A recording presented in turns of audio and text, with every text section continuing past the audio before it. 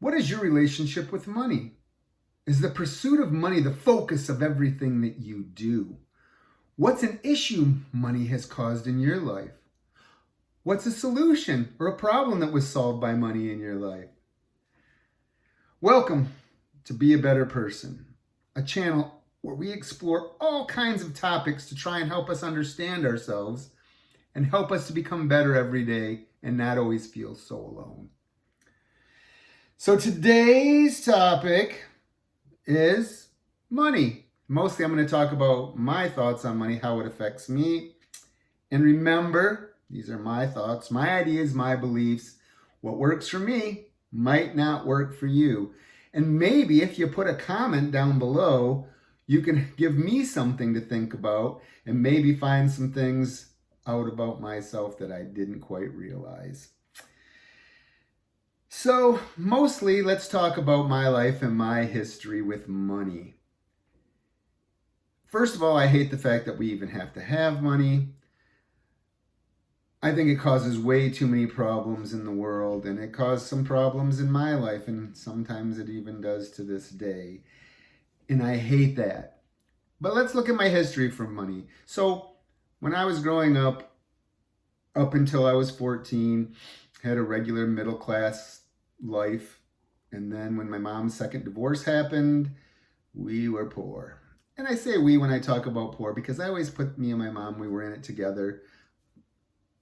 For those of you who don't know, my mom passed away in 1999, but she was a huge part of my life. And so I say we when we were poor because we were poor. We lived in a trailer and she was on the welfares. Well, I guess we were on the welfares. Two quick stories. And again, nothing wrong with having to need help and need assistance in your life. But I just remember that there was finally a point where I was like, I do not want to ever have to do this because I had to take, especially when I could start driving, take the food stamps down to the store. And I always felt so embarrassed when other people saw that I was using those. But anyhow, also we lived in the trailer and our water, several winters froze. And we would have to haul drinking water in a 5-gallon jug from my grandma's. And luckily back then we had a lot of snow and we would go melt it for showers, flushing the toilet, other things like that. Just bring in buckets, set them, let it melt. Some things we'd melt it when we were going to do the dishes because we didn't want to use our drinking water for cooking and drinking to do things like dishes or flush the toilet. So also during that time, we lived far away from town. I think town was somewhere 14, 16 miles from where we lived.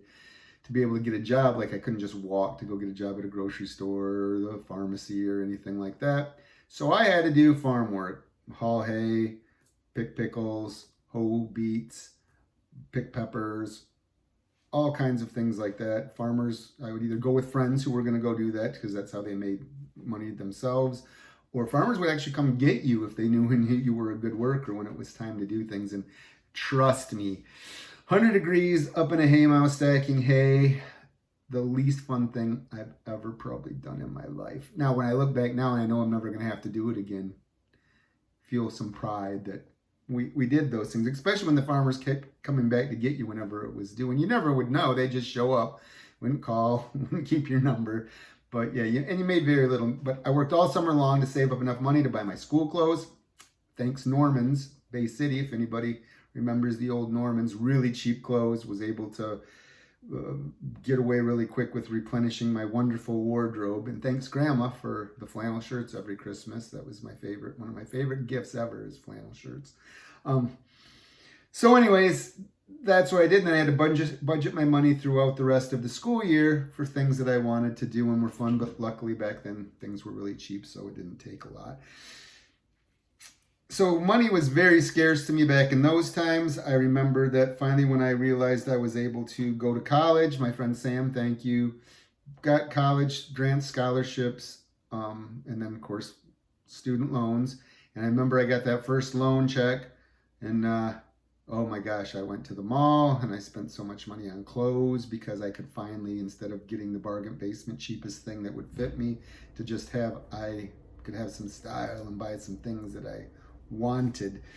And then near the end of college, money reared its little head. I learned about credit cards. So I was in a long-term relationship, lived with that person and 2 other roommates, and so we broke up, I think, 2 months before the end of school.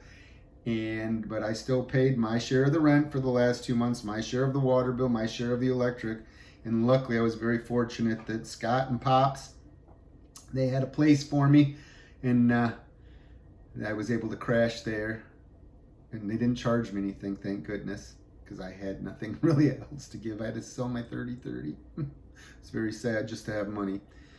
Anywho, then I found out almost at the same time, what was a couple months, it was probably near the last month of college, wonderful credit card companies, because they thought your earning potential was going to be awesome because you were going to college.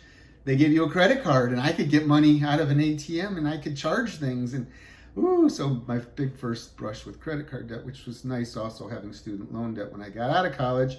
And then took 3 months to realize that I didn't want to live in a big city where I thought I really needed to go to pursue my degree in advertising.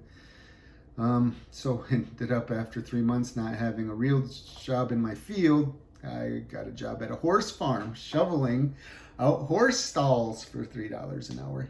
Yay. Again, did what I needed to do to make money because I had bills at that point and I needed to pay them. So my battle with money was up and down, and then of course I got married and I had kids and I have a mortgage, and still paycheck to paycheck. I mean, I can remember literally having $1, $2 in the checking account the day before payday, and we needed milk. But luckily, you can take back cans in Michigan, and even if you had to go on a little trip and hopefully find where somebody threw out some cans to go buy some milk, you could do that.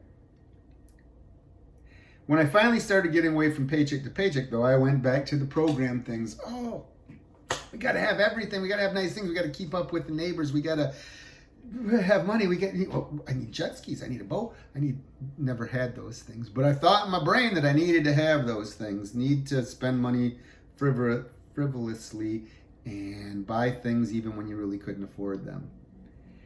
So then I got this opportunity to start my own business, which also did not work out. And I had to learn, well, I didn't learn the first time.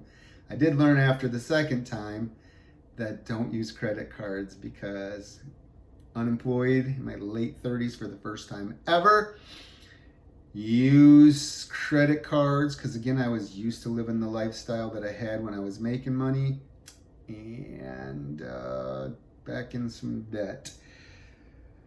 So my whole point with all this is I had ups and downs with money, and I always thought you needed to have lots of money. Never really have understood people who work so hard and who knows what they sacrifice or what they don't sacrifice, but who seems like they never have enough. Like, I already have a number. If I ever got there, I would be so happy and never have to do anything ever again. But now I have a lot more gratitude, and my wife and I now are on the same page about things, and we don't get things frivolously, mainly to spoil the grandchildren. That's the main thing that we spend a lot of our money on. But it's more about experiences than things now, and that's where we kind of spend our money. And we still save, and we still have some stuff for retirement, and but we have gratitude for all that we have, and we know that we have everything we need. We have food, we have shelter, we have clothing, we can pay our bills, and we can help other people out when they need help. It's still not like we throw money around whatever, but we still try to do nice things when we can. And again, we've gotten rid of the thoughts of instant gratification that we have to have things. And I don't know if my wife's quite learned it yet, but the only thing that's good about having money, a lot of it, is that you can do what you want with your time. If you have enough money and you can work for yourself, then you decide when you work for yourself. You don't have to go to when somebody says that you have to be there or don't have to be there at a job. And so do we ever have enough money? I mean, there's some people who you'd stop and look at and think, no, that's not the case. How do we fix our relationship with money? I think if we're looking at it as more as a tool instead of as a way to just accumulate so much. And you know, some people say that the more that you give away, the more that it comes back to you. It's another scary thing, just like anything, that you just got to trust in doing those things, that things will just work out. And some people aren't in the same position, that are not as fortunate as what I've been throughout my life. But do people always just want more? Do they spend their money foolishly in some ways and then complain when they're broke? You know, there's people who go get their nails done, go to the casino, go to the bar, go out to eat every other day with fast food, and then they're like, I don't have any money. I don't have. And if you stopped and looked at the $5 Starbucks every day, that adds up to a lot. I mean, you figure $35 a week, and if you save that all into some kind of an account, is there ever a way to be happy with money? Does money cause more problems? I mean, I'm actually bringing up more questions than solutions here. All I can say is, when you start having gratitude, when you don't think that you have to have instant gratification, if there's something that you want, you save towards it instead of spending. Like, once money goes into savings or an account, for me, I don't usually like to take it out. I then work to make more money or do whatever before I can afford the thing is that I want. Does money really buy happiness? I don't think so. I mean, I think if you can use money to have more time. One last story before I finish is, I do often, haven't in a while though, but I always play the lottery when it gets up there, $300-400 million. Because first of all, I don't want to be rich alone. I would only want to be rich if I could do nice things with the money. Like, it would just be so fun. And like I said, it's really fun when I do go buy a ticket when it's up there, which I think it has been up several times over 500 million in the last month or two, but I just never played. But when I do that, I just always think about all the nice things that I could do for other people. Like, wouldn't it be fun to just, not prying, be able to say to somebody, oh yeah, if you could have an amount right now to get you completely out of debt, what would that amount be? And then be able to write a check and send it to them. And then my biggest passionate thing, which I keep saying it's my passion, but I don't do anything. I did have a nonprofit, but I let it go because it just sat there and I didn't do anything with it for a long time, about education change, because educating people, whether it's children or adults, is so important. And I think that our system is so whacked. College and elementary and whatever, and just to be able to found some schools where you teach happiness and you teach passion and you find something that you're passionate about, and then find a way to make a living on it, and stop wasting so much time on nothing. Instead of being babysitters, being teachers, and instilling a passion to learn, so that you don't wait till you're 50 some years old to realize how important learning is, even now at my age. So anyways, just remember, I think I digressed a bit there. I sometimes ramble and prattle on, and I'm so sorry, but remember, your smile makes me smile. Be kind, be grateful, be helpful, and until next time, have a momentous day. And thank you so much for watching.